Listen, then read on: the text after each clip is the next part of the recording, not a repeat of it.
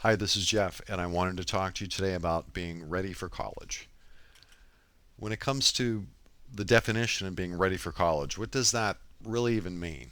And colleges will often judge whether students are ready or not. In fact, the high school system mostly does this based on some pretty traditional predictors like the classes you've taken, any honors or AP classes or credits that you've earned, your grades, even your class rank. When you apply to college, that's often one of the things they look at.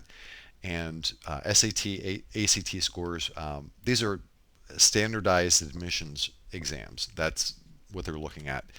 But the problem is that some of these predictors are not necessarily predictive. And one of the trends is the SAT and ACT are now optional at some colleges. The last number I found is more than 700 give you the option of not turning it in. So it becomes a question mark. What does ready mean? But the high school system still relies on these predictors as these are the most important. And a lot of people attend prep classes for the SAT and the ACT. I mean, that's how important it seems to be. But the real question is, what do colleges say about being ready? It's their system you're going into, and you shouldn't work from what the high school system says because they're two totally different systems. But most important, what would the professors say? What would the students say? The ones that are in the classroom themselves. That's where the action is. That's where the grades are earned. So keep in mind that the best definition of college preparedness has to come from that system itself, and especially those who are live in the classroom, earning the grades, working on the credits. That's where it has to come from. Some of the changes that you have to be ready for in this whole readiness and preparedness concept is, in fact, some of my students have said there are actually changes for the better in some ways.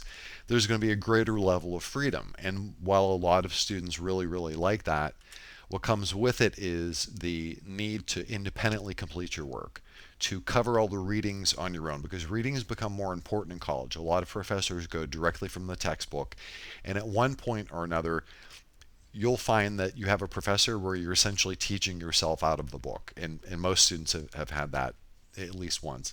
So this independent learning issue is a big one.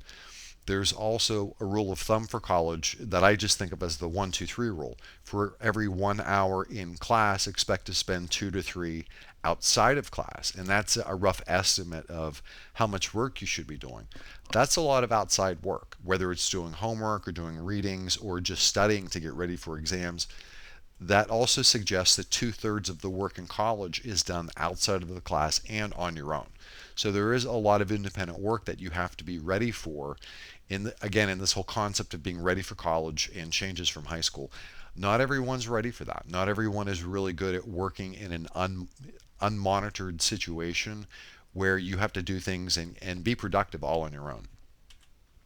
Another change, and my students will often say, well, a lot of work in high school we got was just basically busy work. There wasn't a whole lot of meaning to it.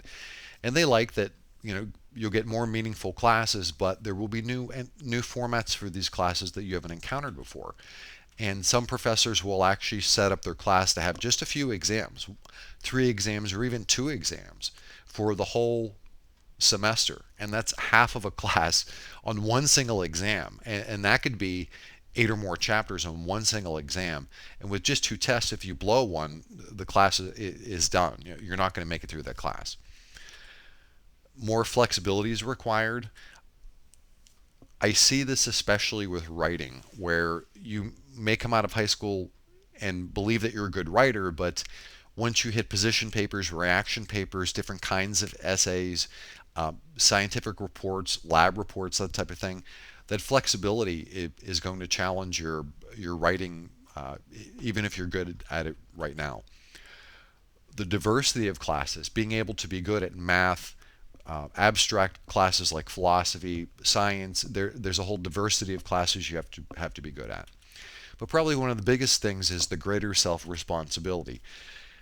One of the good and bad things about college is that you are responsible for the classes that you choose, not your advisor. And I've had students that have told me that their advisor told them to take a class that would count towards graduation, and they found out only later that it did not. And the advisor's not going to take the fall for that one. It's going to be on you. You're 100% responsible. No matter what they tell you to do, you're responsible for the outcomes of those and the choices. And the same is true with meeting with professors, advisors, etc. The professor's not going to seek you out if you need help. You have to seek that professor out. It's up to you to, as colleges put it, to avail yourself of the resources that are available. And that's another big change. And part of the whole readiness thing, all these areas, are you able to seek help independently? Are you able to work on your own and be productive? And these are things that a lot of students don't think about when they're in high school. They have to be ready to do this, and very often they're not. So upgrading the definition, the current definition of college readiness, that's something that I think is not only badly needed, but should have happened a long time ago. In high school, part of this is in high school, you really need to learn how to cover large volumes of reading. You're going to find that in college, where the professor, especially for factual classes like biology, anatomy, physiology, you may find a large overlap with the book. In fact, the professor may even use the exams that are published along with the textbook, so it will be right out of that reading. You need to be able to cover large volumes of assigned reading. Being able to be flexible enough in your writing to cover different formats. Like I mentioned, position papers, reaction papers, different kinds of essays, working from different kinds of prompts that the professor would give you. That type of flexibility is very important to learn while you're in high school. Being able to learn independently on your own, especially when the primary thing are that you have to learn from is your textbook or the online readings, or sometimes you'll just have to go through and digest that, then take the exam, because the professor may not cover a whole lot of that when you're in college. How to get things done and be productive without being monitored, and that's one of the things that many students have told me, that they did better in the high school system because there were teachers basically there all the time, throughout the day, asking about their work, checking on it. Parents were present after school. They were checking on work, and being able to work independently without being monitored is a really key skill to learn before college that contributes to being ready. And there are many, many other skills, ranging from being able to ask for help, being able to work with others, collaborating with others. Those are important things to learn as well. Academic knowledge is only one piece of this entire definition of preparedness, in my opinion. And if you're not ready for all the things that I listed on the left there, you really need to think about those and think about learning how to do those. Because if you're not doing them in high school, it just tends to get worse in college. What becomes a small problem, and an example I use all the time, is procrastination. If you procrastinate a little bit in high school, odds are it's just going to get worse when you get to college.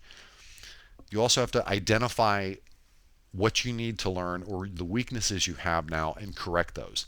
And I actually did set up a tool, and there's a link with the underline as well.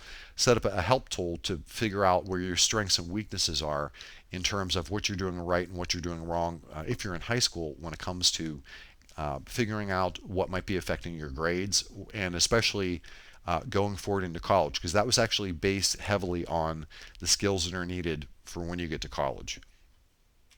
And this will help you to summarize the weak areas that you have, so you can work on improving them. You have to strengthen those weaknesses, which is always a great approach when you're getting ready for college. So just to summarize, there really needs to be an upgrade in the definition and the beliefs about what being ready for college means. And even if you do well in high school and have a good GPA and have good scores on the SAT and AP credits, believe me, I've had a lot of students that have contacted me and that I've worked with where they had all of that and still had a lot of problems in college. There are other skills that are equally important to classroom grades. And again, the flexibility with things like writing, but also being able to ask for help, being able to do many things that allow you to function independently in that low structure higher education environment. Because even if you do well in high school, you need to think about these things, because it might even give you a false sense of security when heading up to college. And again, a lot of students that contact me, they did really well in high school and just had those problems.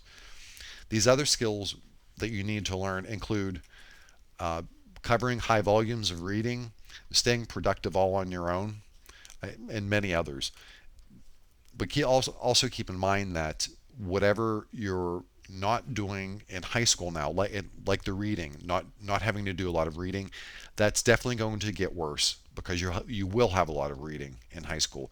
Not doing uh, Being able to just study your classroom notes and do well on a test, again, that's not a good habit. That's going to just get worse in college. So they do tend to become worse. Procrastination, not doing the readings, not encountering or not being required to write in different styles, like the reaction versus position papers versus essays that I mentioned.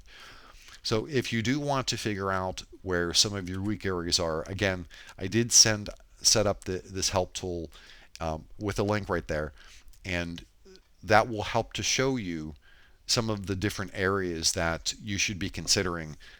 Again, that was based on college populations and adapted to high school for things that you really should be considering and things that are good habits to build. That will hopefully show you the areas that you need to strengthen. Thank you for watching my video, and I hope to make more for you.